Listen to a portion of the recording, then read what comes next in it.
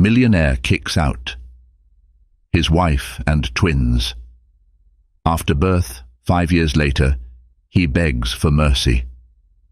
The rain fell in relentless sheets, its icy fingers clawing at the windows of the sprawling Westwood mansion. Inside, the air was thick with tension, an oppressive silence broken only by the occasional clap of thunder. Amelia Dawson sat on the edge of the massive bed in the guest room. No, not their room. That was Eleanor Westwood's unspoken decree. Amelia cradled her swollen belly with trembling hands, her breathing shallow.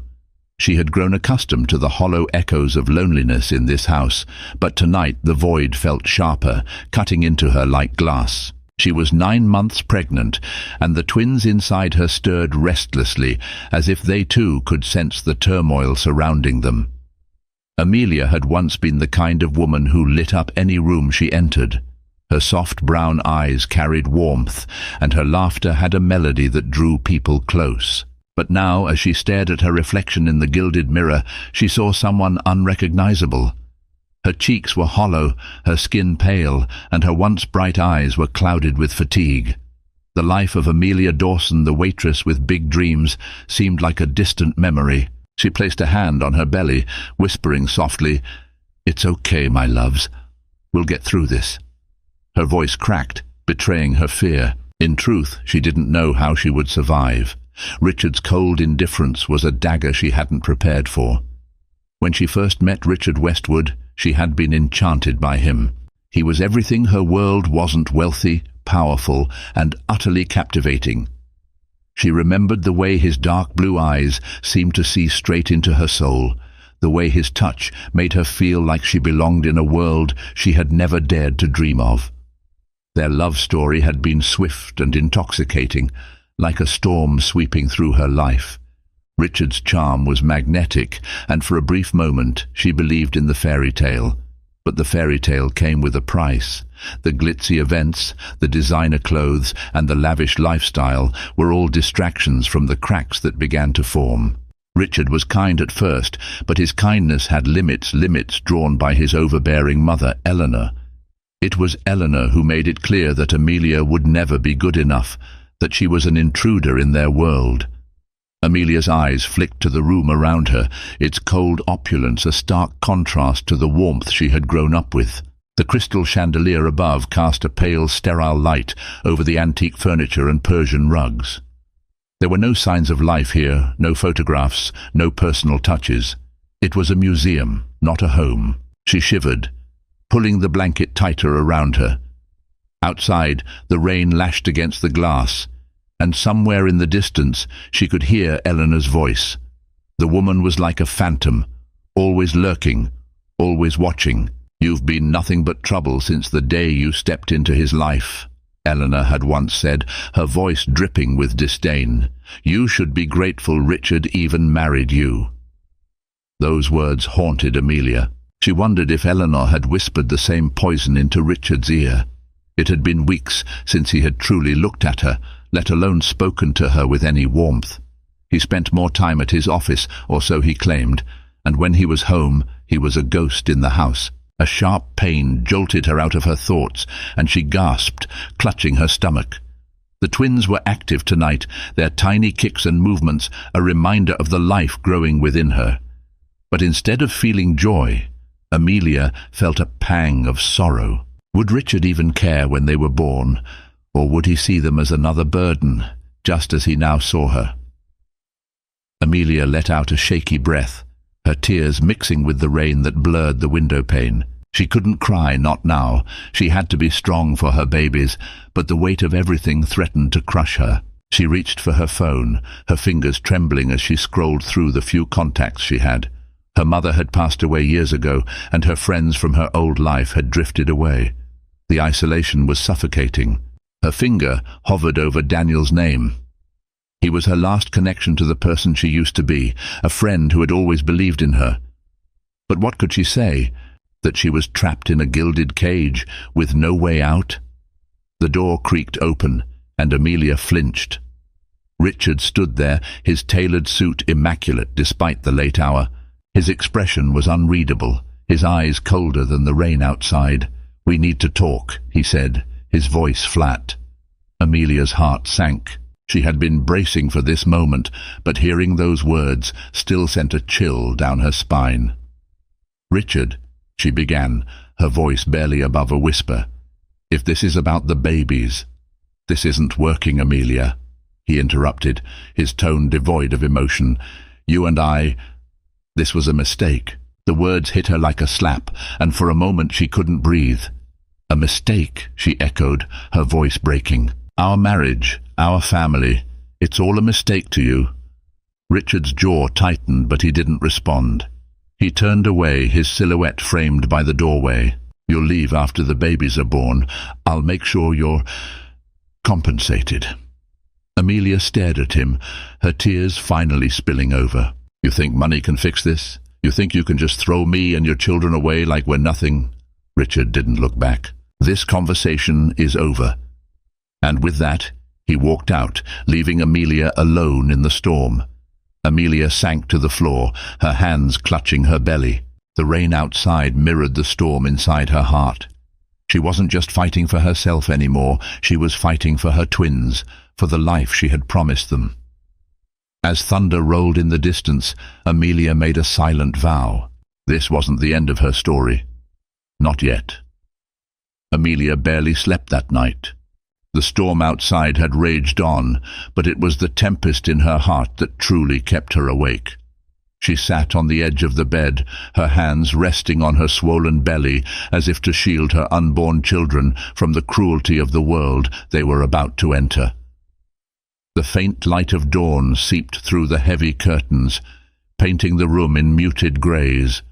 The events of the previous night replayed in her mind in agonizing detail. Richard's cold, dismissive words echoed like a haunting refrain. "This isn't working. You'll leave after the babies are born." She had begged him with her eyes, pleaded silently for even a sliver of compassion, but all she found was indifference. Amelia let out a shaky breath and pressed her fingers against her temples. The thought of leaving this house, the place she had tried so desperately to make her home, filled her with dread. But staying felt just as unbearable. She had once believed that Richard's love would shield her from the harshness of the world. But now, as she sat alone in the cavernous mansion, she realized that love, no matter how powerful it seemed in the beginning, could wither under the weight of doubt and manipulation. Her gaze drifted to the wedding photo on the bedside table. In the picture, Richard's arm was draped protectively around her, his smile genuine, his eyes filled with something that resembled love. Amelia picked up the frame, running her fingers over the glass. Was it all a lie? She whispered to the empty room. Her mind wandered back to the early days of their relationship, to the moments that had made her believe in the impossible. She had been a waitress at a small cafe in Chicago when Richard had walked in, his tailored suit and commanding presence making him stand out like a beacon. He had ordered a coffee black, no sugar, and stayed for hours working on his laptop. He returned the next day, and the next, until it became a routine. Richard Westwood, the billionaire CEO of Westwood Enterprises, had noticed her. Not just noticed, he had pursued her. Amelia remembered the way he had looked at her, as if she were the only person in the room. But even in those early days, there had been signs, subtle, almost imperceptible. The way Richard would brush off questions about his family, the way his jaw tightened whenever she mentioned their future. She had ignored those signs, choosing instead to believe in the fairy tale. After all, who was she to question a love that seemed so improbable, so magical, and yet the cracks had widened over time? After their whirlwind wedding, Eleanor Westwood had wasted no time making her feelings known. "I don't know what Richard sees in you," she had said during their first meeting, her voice dripping with disdain. "You're nothing but a gold digger." Amelia had laughed nervously, thinking it was some kind of cruel joke. But Eleanor's icy stare told her otherwise. Richard had defended her, of course, but his words had been half-hearted, almost perfunctory. Now Amelia wondered if Eleanor had been right all along. Not about her intentions, she had never wanted Richard's money, but about the impossibility of their relationship. She was an outsider in this world, an unwelcome guest at a table set for royalty. A sharp kick from one of the twins pulled her back to the present. Amelia winced, placing her hand on her belly. "I know," she murmured softly. "You're hungry." She forced herself to her feet, her body heavy with exhaustion. The guest room felt like a prison, its opulence mocking her modest roots. She shuffled toward the door, her bare feet sinking into the plush carpet. The hallway was silent, the mansion's usual hum of activity conspicuously absent. In the kitchen, she found Maria, the housekeeper, humming softly as she prepared breakfast. Maria was one of the few people in the mansion who had shown her kindness. "Mrs. Westwood," Maria said, her warm smile faltering as she took in Amelia's pale face. "Are you feeling all right?" "I'm fine," Amelia lied, her voice barely audible. She reached for a glass of water, her hands trembling. Maria hesitated before placing a gentle hand on Amelia's arm. "You should rest." "The babies, I'll be fine," Amelia interrupted, forcing a smile. She couldn't bring herself to tell Maria the truth. Not yet. As Amelia turned to leave, the sound of heavy footsteps echoed through the hall. She froze, her heart pounding. Richard appeared in the doorway, his presence filling the room like a storm cloud. He was dressed impeccably, as always, but there was something off about him, an edge to his posture, a tension in his jaw. "Amelia," he said, his voice curt, "we need to talk." Maria glanced nervously between them before excusing herself, leaving Amelia alone with Richard. She gripped the edge of the counter, bracing herself. "What is it now?" she asked, her voice sharper than she intended. Richard's eyes flickered with something guilt, perhaps, but it was gone as quickly as it had appeared. "Eleanor is coming over this afternoon," he said. "She wants to discuss the arrangements." "Arrangements?" Amelia repeated, her stomach tightening. "For after the birth," he clarified, his tone flat. "You'll need to leave as soon as the babies are stable." Amelia stared at him, her mind reeling. "You're already planning my exit." "It's for the best," Richard said, avoiding her gaze. "This isn't about you or the children, it's about your reputation." She finished bitterly. "Your precious image?" Richard's silence was answer enough. Amelia felt something inside her snap. She stepped closer to him, her voice trembling with anger. "You stood in front of God and promised to love me, to stand by me. Was that all a lie, Richard? Or was it just convenient for you at the time?" Richard's jaw tightened, but he didn't respond. "I've given up everything for you," she continued, her voice rising. "My family, my friends, my dreams, and this is how you repay me, by throwing me and your children out like we're garbage." "You don't understand," Richard said, his voice low. "This world, my world, it's not what you think. I'm doing this for you, for them." Amelia laughed bitterly. "Don't you dare pretend this is about anyone but yourself." For a moment, neither of them spoke. The tension between them was palpable, a storm threatening to erupt. Finally, Richard turned and walked away, leaving Amelia standing alone in the kitchen. As the door closed behind him, she sank to the floor, her body racked with sobs. For the first time since their marriage, she allowed herself to feel the full weight of her heartbreak. But as the tears subsided, a new emotion began to take root, resolve. Richard Westwood might have turned his back on her, but she wasn't going to let him dictate her future. Not anymore. "I'll fight for us," she whispered to her unborn children. "I promise you, I'll fight." The mansion felt colder than ever, its sprawling corridors and towering ceilings echoing with an unbearable silence. Amelia remained in the kitchen long after Richard had left, her mind racing, her heart pounding.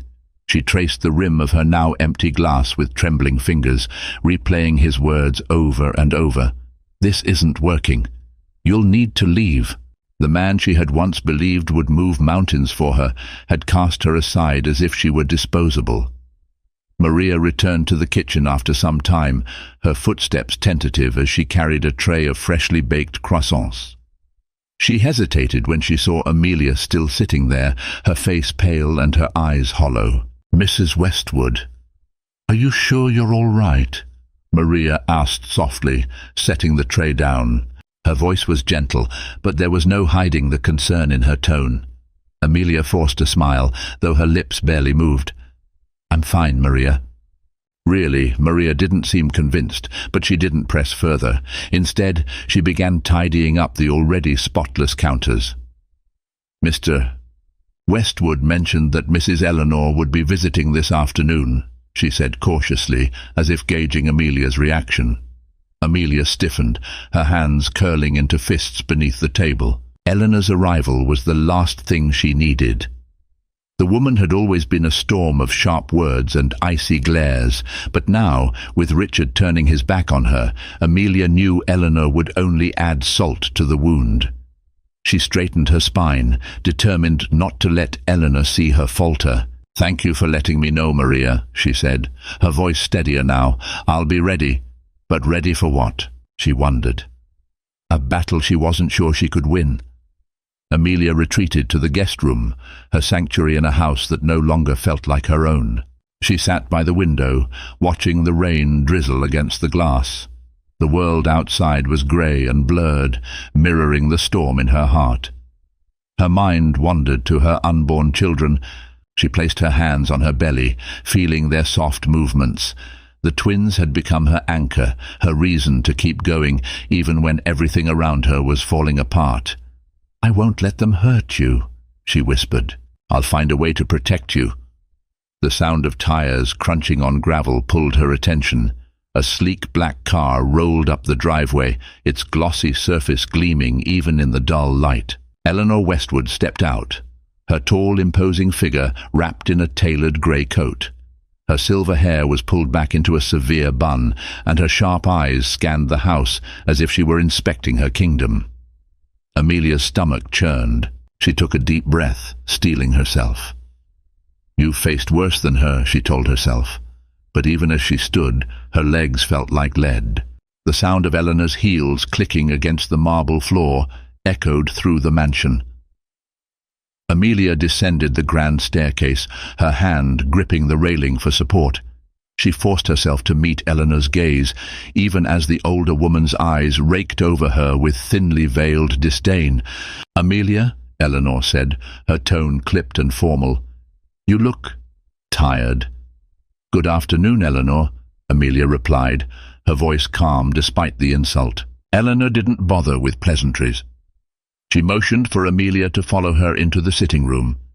The air in the room was heavy, the tension palpable. Amelia sat on the edge of the couch, her hands clasped tightly in her lap. Eleanor remained standing, her posture rigid, her expression unreadable.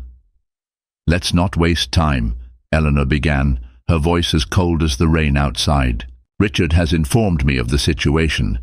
He has made it clear that this arrangement is no longer viable." Amelia's chest tightened, but she forced herself to speak. "This isn't just an arrangement, Eleanor. This is a marriage, a family." Eleanor's lips curved into a thin, humorless smile. "Let's not pretend this was ever a real marriage, Amelia. You may have fooled Richard with your little act, but I saw through you from the beginning." Amelia's hands curled into fists, her nails digging into her palms. "You don't know anything about me," she said, her voice shaking with restrained anger. "I know enough," Eleanor replied smoothly. "I know that you've brought nothing but chaos into Richard's life, and now, with these children—" She trailed off, her eyes narrowing. "Do you even know what kind of burden you're placing on him?" "They're his children, Eleanor," Amelia snapped, "his flesh and blood, and they're not a burden." Eleanor's expression darkened. "Richard doesn't need distractions. He has a legacy to protect, a business empire to run. You and those children are liabilities." The words cut deep, but Amelia refused to let Eleanor see her pain. She rose from the couch, her hands trembling. "You can say whatever you want about me, Eleanor, but I won't let you talk about my children like that." Eleanor's eyes flashed with anger, but before she could respond, the door opened and Richard entered the room. His presence was commanding, but Amelia noticed the flicker of unease in his eyes. "Mother," he said, his tone curt. "That's enough." Eleanor turned to him, her expression softening slightly. "I'm only doing what's best for you, Richard." "What's best for me," Richard said, his voice tight, "is for you to stay out of this." Amelia stared at him, her heart pounding. For a brief moment she thought he might defend her, might finally stand up to his mother. But then he turned to her, his eyes hardening. "Amelia," he said, "we've already discussed this. I'll ensure you're taken care of. But this arrangement, it's over." The fragile hope that had flickered in Amelia's chest was extinguished. She felt the walls closing in around her, the weight of their betrayal threatening to crush her. Something inside her snapped. "How dare you?" she said, her voice trembling with fury. "How dare you talk about me like I'm some problem to be solved? I'm the mother of your children, Richard. Does that mean nothing to you?" Richard flinched, but he quickly masked it. "Amelia, this isn't personal. Not personal." Amelia's voice rose. "You're throwing me and your children out like garbage, and you have the audacity to say it's not personal." Eleanor stepped forward, her voice sharp. "That's enough. This is a family matter, and you—" "No," Amelia interrupted, her voice firm. "You don't get to decide what's best for my family, Eleanor. Not anymore." For a moment the room was silent, the tension crackling like electricity. Then, without another word, Amelia turned and walked out, her heart pounding, her mind racing. As she climbed the stairs to the guest room, tears streamed down her face, but her resolve hardened. She had no one to rely on but herself, but that would be enough. She would protect her children, no matter what it took. Standing by the window, she placed her hands on her belly and whispered, "We're going to be okay. I promise you." Outside, the rain had stopped, but the storm inside her raged on. The next morning arrived with a pale grey light filtering through the heavy curtains of the guest room. Amelia hadn't slept. Her body was drained, her mind a tempest of fear, anger and uncertainty. The soft movements of the twins in her belly reminded her that time was running out. She didn't have the luxury of despair. She had to act, if not for herself, then for them. She pushed herself up from the bed, her muscles protesting with each movement. The room was silent, save for the faint ticking of the clock on the wall. It was a reminder of her impending eviction from this house, this life. In the kitchen, the familiar scent of fresh bread greeted her. Maria was already bustling about, her small frame moving efficiently as she prepared breakfast.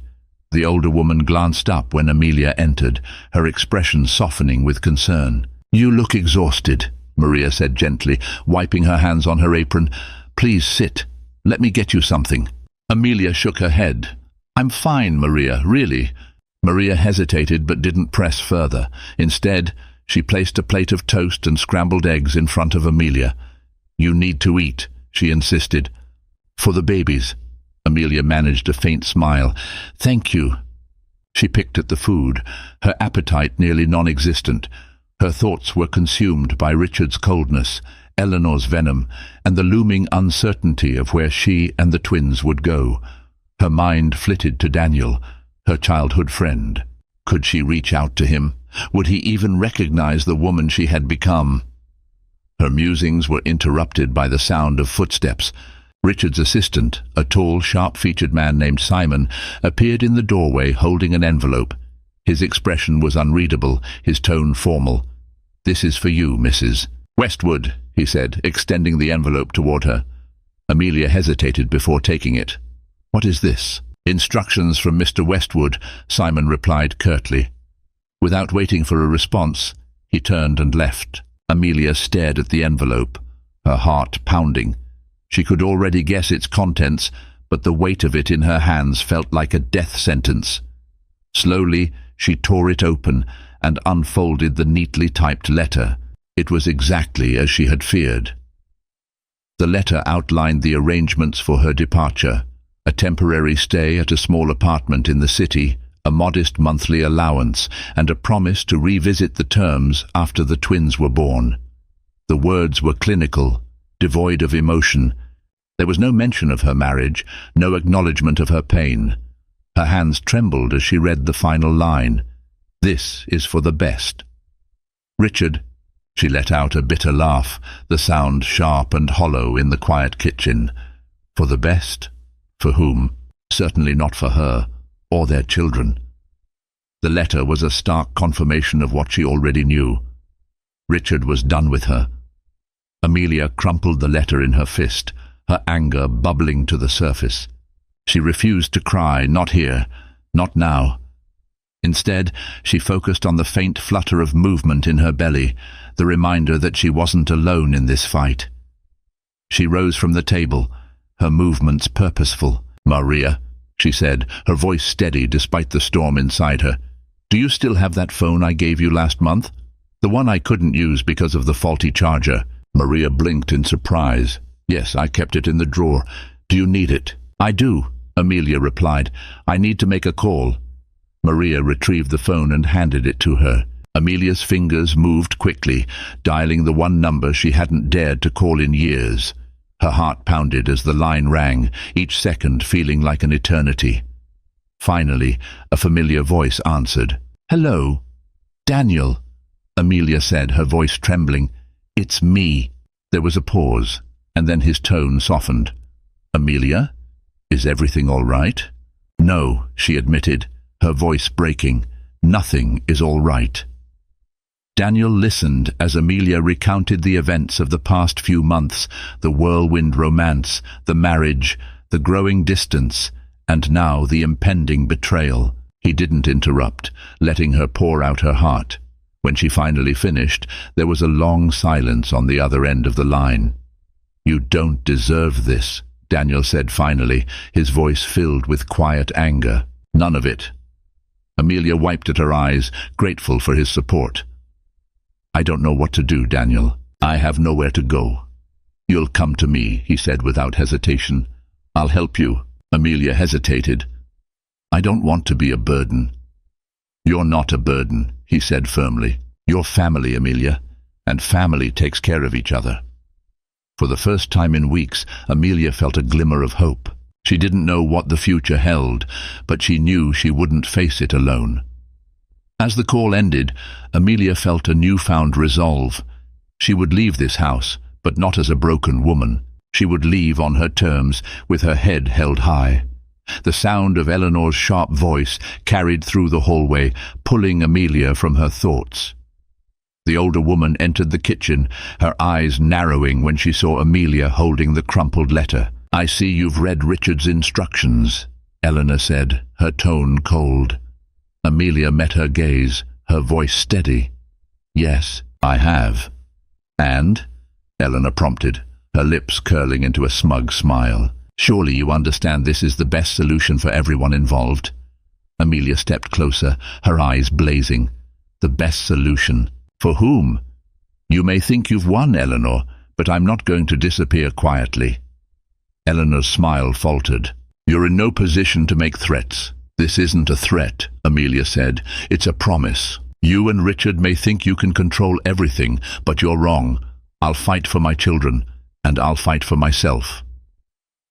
The tension in the room was palpable, the air crackling with unspoken words. Finally, Eleanor turned and walked away, but not before throwing one last parting shot over her shoulder. "You'll regret this, Amelia. Mark my words." As the door slammed shut behind Eleanor, Amelia took a deep breath. Her heart was racing, but she felt stronger than she had in weeks. She wasn't the same scared, naive girl who had entered this mansion. She was a mother now, and she would do whatever it took to protect her children. She glanced at the phone in her hand, her thoughts turning to Daniel. A plan was beginning to form in her mind, a plan to reclaim her life and her dignity. It wouldn't be easy, but she was ready for the fight. The day unfolded with an eerie calm. The storm that had battered the mansion the day before had passed, leaving the air heavy and humid. Amelia woke early, her body stiff and aching from another restless night. The faint glow of morning light seeped through the curtains, but there was no warmth in it, just a pale reminder that time was slipping away. She sat on the edge of the bed, her hands resting protectively over her belly. The twins stirred, their gentle movements grounding her. Today, she had to start putting her plan into action. There was no more time to hesitate or second-guess. She had reached her breaking point, and now she was ready to fight for her future. Amelia pulled a small suitcase from the back of the closet, its worn corners and faded fabric a stark contrast to the pristine luxury of the room around her. It was the same suitcase she had brought with her when she first moved into the mansion, a symbol of her modest beginnings and the dreams she had carried with her. She began packing slowly, her movements deliberate. Each item she placed inside felt like a piece of herself, a reminder of the life she had built and the sacrifices she had made. The simple cotton dresses, the comfortable shoes, and the few sentimental trinkets she had managed to hold on to. She lingered over a photograph of her mother, the edges worn from years of handling. "I wish you were here," she whispered, her voice trembling. "You'd know what to do." The sound of a soft knock on the door pulled her from her thoughts. Maria stepped inside, her expression a mix of worry and determination. "I thought you might need this," Maria said, holding out a thermos of tea and a small paper bag. "Something to keep your strength up." Amelia smiled faintly, her throat tightening. "Thank you, Maria, for everything." Maria hesitated, her hands fidgeting with the hem of her apron. "You're leaving today, aren't you?" Amelia nodded. "I don't have a choice. You're stronger than you think," Maria said softly. "Don't let them take that away from you." The quiet of the morning was shattered by the sound of Richard's voice echoing through the hall. He was on the phone, his tone sharp and businesslike. Amelia tensed, knowing that their paths would cross sooner or later. As she descended the grand staircase, her suitcase in hand, she found him standing in the foyer, his back turned to her. He ended the call abruptly when he noticed her, his eyes narrowing as they landed on the suitcase. "You're leaving already?" he asked, his tone indifferent.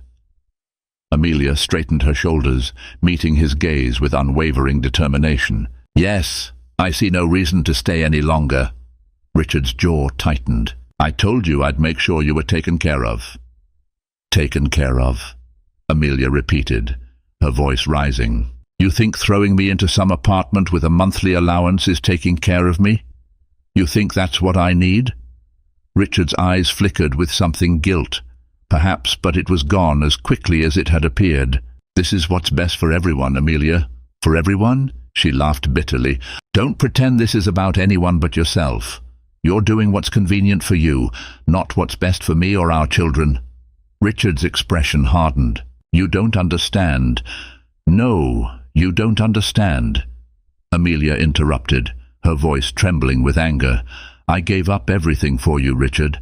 I stood by you, even when your family made it clear that I wasn't welcome. And now, when I need you the most, you're abandoning me." Richard looked away, his hands clenching into fists. "This isn't easy for me either, Amelia." "Then why are you doing it?" she demanded, stepping closer. "What are you so afraid of? Your mother's disapproval? The opinions of people who don't matter?" His silence was deafening. Amelia shook her head, her heart breaking all over again. "You're a coward, Richard, and I pity you." As Amelia turned to leave, Eleanor entered the room, her presence as icy as ever.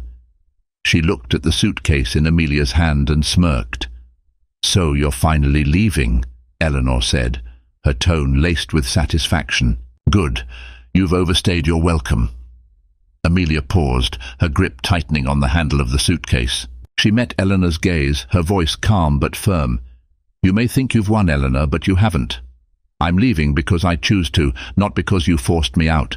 And one day you'll realize what you've lost."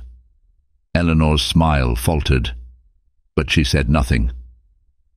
Amelia turned and walked out of the mansion, the weight of the past pressing heavily on her shoulders. As she stepped outside, the morning sun broke through the clouds, casting a golden light over the grounds. It felt like a small, silent blessing. The taxi Daniel had arranged was waiting at the edge of the driveway. The driver, an older man with kind eyes, stepped out to help her with the suitcase.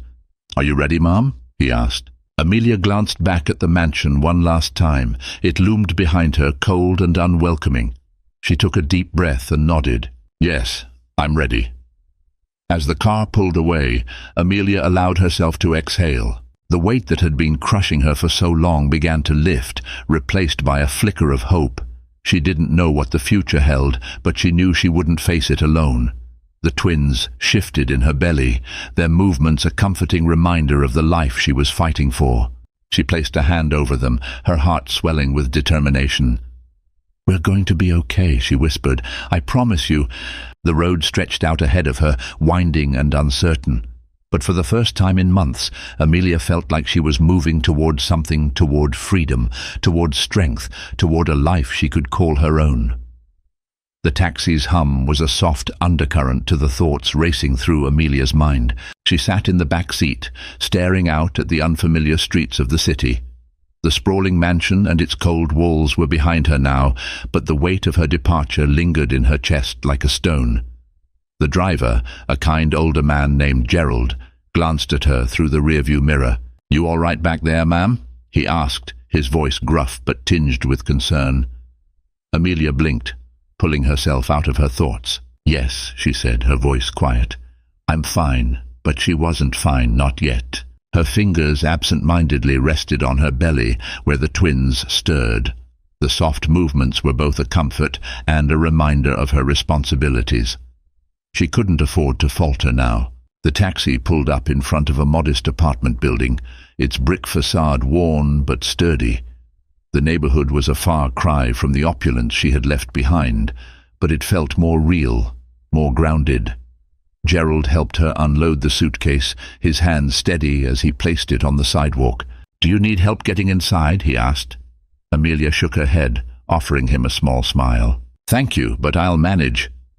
Gerald tipped his hat and returned to the taxi, leaving Amelia alone in front of the building. She stared up at the chipped paint on the doorframe and the cracked steps leading to the entrance. It wasn't much, but it was hers, or at least, it would be for now. She took a deep breath and pushed open the door, stepping into the building. The hallway smelled faintly of fresh paint and cleaning supplies. A woman with a toddler on her hip passed by, offering Amelia a curious glance, but saying nothing. Amelia felt a pang of longing as she watched the child giggle and cling to his mother. Soon, she thought, soon she would hold her own children in her arms. Amelia's phone buzzed just as she reached her apartment door. She fumbled to pull it out of her bag, her heart skipping a beat when she saw Daniel's name on the screen.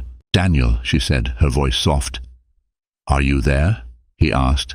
His voice was steady, a grounding presence amidst the chaos of her emotions. "I just arrived," she replied. "The place? It's small, but it's fine." "Good," he said firmly.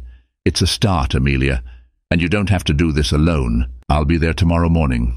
She hesitated. "You don't have to." "I want to," Daniel interrupted. "You've always been there for me, Amelia. Let me be there for you now." Her throat tightened, and for a moment she couldn't speak. "Finally," she whispered, "thank you." That evening, Amelia sat on the small couch in her apartment, her suitcase still unpacked. The room was quiet, save for the faint hum of the refrigerator and the occasional creak of the floorboards. She stared at the walls, their beige paint peeling in places, and felt the enormity of her situation pressing down on her. She had left behind a life of luxury, but she had also left behind pain and betrayal. Yet, the emptiness of this new life was just as daunting. She was alone now, truly alone, with only the twins to keep her company. Her hands drifted to her belly, her fingers tracing gentle circles. "It's just us now," she murmured. "But I promise, I'll make this work. You'll have a better life than I ever did." The twins moved in response, their small but powerful presence anchoring her. She leaned back against the couch, letting the quiet of the room envelop her. The sound of a knock at the door pulled Amelia from her sleep. She sat up, disoriented, the morning light streaming through the thin curtains. Another knock followed, firmer this time. She hurried to the door, her heart pounding. When she opened it, Daniel stood there, a warm smile on his face. He was taller than she remembered, his broad shoulders filling the doorway. His dark hair was neatly combed, and his green eyes sparkled with a mixture of relief and concern.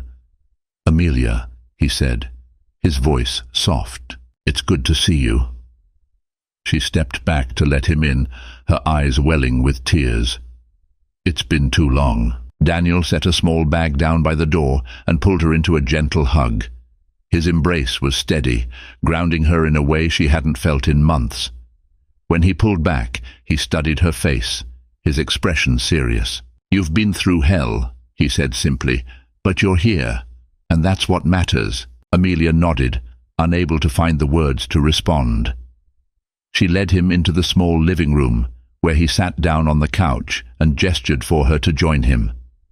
For the next hour, Amelia recounted everything: Richard's betrayal, Eleanor's cruelty, and her fears for the future. Daniel listened without interrupting, his expression darkening as she spoke. "I can't believe he did this to you," he said finally, his voice tight with anger. "After everything you gave up for him."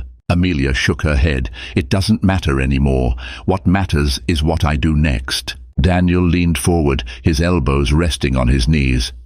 "You've always been stronger than you realize, Amelia, but you don't have to carry this alone. I have connections, people who can help you find work, get you back on your feet." Tears filled her eyes again, but this time they were tears of gratitude. "I don't know how to thank you, Daniel." "You don't need to," he said firmly. "You've always been like family to me, and family looks out for each other." As they talked, Amelia's phone buzzed on the coffee table. She glanced at the screen and froze when she saw Richard's name. Her heart pounded as she debated whether to answer. "Do you want me to pick it up?" Daniel offered, his tone protective. "No," Amelia said, shaking her head. She took a deep breath and pressed the green button. "Hello?" There was a long pause before Richard's voice came through, low and strained. "Amelia, I need to see you." Her grip tightened on the phone. "Why? So you can try to convince me again that throwing me out was for the best?" "No," Richard said quickly. "I made a mistake. A terrible mistake, and I need to fix it." Amelia's breath caught. She glanced at Daniel, who was watching her closely. "It's too late for that, Richard." "Please," he said, his voice breaking. "I need to talk to you. One last time." Amelia's mind raced. She didn't know whether to believe him or to hang up and close this chapter for good. But one thing was clear: this confrontation, whatever it was, would be the final test of her resolve. As she ended the call, her hands trembling, Daniel placed a reassuring hand on her shoulder. "Whatever you decide, Amelia, I'll be here." She nodded, her thoughts swirling. The path ahead was uncertain, but she knew one thing for sure. She wasn't the same woman who had been cast out of that mansion. She was stronger now, and she would face whatever came next with her head held high. The battle wasn't over yet, but Amelia was ready. The morning sun filtered through the sheer curtains of Amelia's modest apartment, casting soft beams across the worn floorboards. She stood in front of the small mirror in the corner, her reflection staring back at her.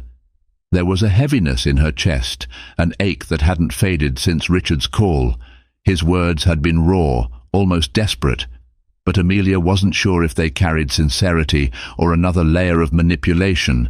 She adjusted her simple dress, smoothing the fabric over her swollen belly. The twins stirred, their movements grounding her once more.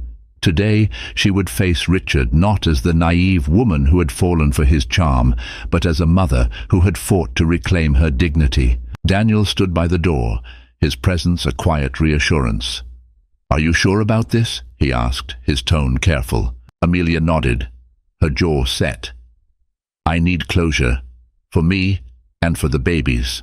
If anything feels wrong, you call me," Daniel said, his green eyes steady. "I'll be here."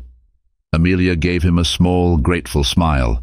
She grabbed her bag and stepped out, her heart pounding as she made her way to the meeting place Richard had chosen, a quiet cafe on the edge of the city. The cafe was nearly empty, its soft jazz music a backdrop to the occasional clink of cups and hushed conversations. Richard was already seated in a corner booth, his usual air of confidence noticeably absent. His tailored suit fit impeccably, but his face was pale, his eyes shadowed with exhaustion. Amelia paused at the entrance, taking a moment to steady herself. Then, with her head held high, she walked toward him. Richard looked up, his gaze locking onto hers. For a fleeting moment, something vulnerable flickered in his expression. "Amelia," he said, rising to his feet. She didn't offer him a smile or an acknowledgement. Instead, she slid into the seat across from him, her posture straight, her eyes unwavering. You wanted to talk. So talk. Richard hesitated, his hands clasping the edge of the table. He looked like a man searching for the right words, but his silence only fueled Amelia's impatience. "I don't have all day, Richard," she said, her voice firm. "Say what you need to say." He exhaled deeply, leaning forward. "I made a mistake, Amelia. A terrible mistake. I let my pride and my mother's influence cloud my judgment. I pushed you away when I should have fought for us." Amelia's hands clenched in her lap, her nails pressing into her palms. "You didn't just push me away," she said, her voice trembling with restrained anger. "You abandoned me. You threw me and your children out of your life as if we meant nothing to you." Richard flinched, the weight of her words landing heavily. "I know," he said quietly, "and I hate myself for it. I've spent every day since you left thinking about what I've done, what I've lost." Amelia's resolve hardened. "You lost us the moment you chose your mother's approval over your family. Do you even understand what you put me through? The nights I cried myself to sleep, wondering what I did wrong. The fear of bringing our children into a world where their father didn't want them?" "I do understand," Richard said, his voice breaking, "and I know I can't undo the damage I've done. But I want to try. I want to make things right." Amelia shook her head, her chest tightening. "You don't get to decide that now, Richard. You don't get to waltz back into my life and expect me to forgive you." "I don't expect forgiveness," he said, his eyes pleading, "but I can't let you go without trying. I love you, Amelia. I love our children." His words cut through her like a knife. She wanted to believe him, to hold on to the hope that he had finally changed. But the scars of his betrayal were too deep, too raw. "Love isn't enough, Richard," she said softly. "Love doesn't erase the pain you caused. It doesn't rebuild trust." Richard reached into his pocket and pulled out a folded piece of paper. He slid it across the table toward her, his hands trembling. "What is this?" Amelia asked, eyeing it warily. "It's the deed to a new home," he said. "I bought it for you and the twins. It's in your name, Amelia, no strings attached. I know I can't fix what I've done, but I want you and the babies to have a safe, stable place." Amelia unfolded the paper, her hands shaking. The address was listed at the top, along with her name in bold letters. She felt a lump rise in her throat, a mix of emotions threatening to overwhelm her. "This doesn't change anything," she said, her voice trembling. "A house doesn't undo the past." "I know," Richard said, "but it's a start." Amelia stared at him, searching his face for any sign of deceit. For the first time, she saw a man stripped of his pride, his defenses down. It wasn't enough to heal the wounds, but it was enough to plant a seed of doubt in her anger. As Amelia left the cafe, the deed clutched tightly in her hand. She felt a strange sense of relief. The conversation hadn't resolved everything, but it had given her clarity. She would move forward, not for Richard, but for herself and her children. Back at the apartment, Daniel was waiting for her, his expression a mixture of curiosity and concern. "How did it go?" he asked. Amelia set the deed on the table, her shoulders relaxing for the first time in weeks. "It's over," she said simply. "I told him the truth. He's given me a house, but I told him that doesn't change anything."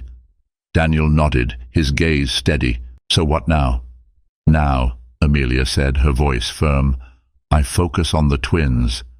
I build a life for us, a life where I don't have to rely on anyone but myself." Daniel smiled, his pride in her evident. "You've always been stronger than you think, Amelia." 2 weeks later, in a modest but cozy hospital room, Amelia gave birth to her twins, a boy and a girl. Holding them in her arms, she felt an overwhelming surge of love and purpose. They were her future, her reason to keep fighting. Richard visited once, standing quietly at the edge of the room. He didn't speak, didn't try to intrude. He simply looked at his children, his eyes filled with regret and something resembling hope. Amelia didn't ask him to stay. She had already made her decision. As she left the hospital, Daniel by her side, Amelia felt the weight of the past lift. The road ahead was still uncertain, but she was ready to face it. For the first time in years, she felt free. Months later, Amelia stood on the porch of her new home, the twins gurgling happily in their playpen nearby. The house was modest but warm, filled with laughter and love. She had found work at a small marketing firm, and with Daniel's support, she was slowly rebuilding her life. Richard sent letters from time to time, and while Amelia read them, she never responded. She had forgiven him in her heart, but forgiveness didn't mean reconciliation. Her focus was on her children, on the life she was creating for them. As the sun set, casting a golden glow over the yard, Amelia picked up her children, holding them close. "We did it," she whispered. "We're free." And for the first time in years, she believed it. Amelia's journey teaches us that even in the face of betrayal and heartbreak, resilience and self-belief can light the way forward. She didn't let her pain define her. Instead, she turned it into strength for herself and her children. It's a powerful reminder that we all have the ability to rise above life's toughest challenges. If this story moved you, inspired you, or gave you something to think about, make sure to hit that subscribe button and join our community for more heartfelt and meaningful stories. Thank you for watching, and we'll see you in the next one.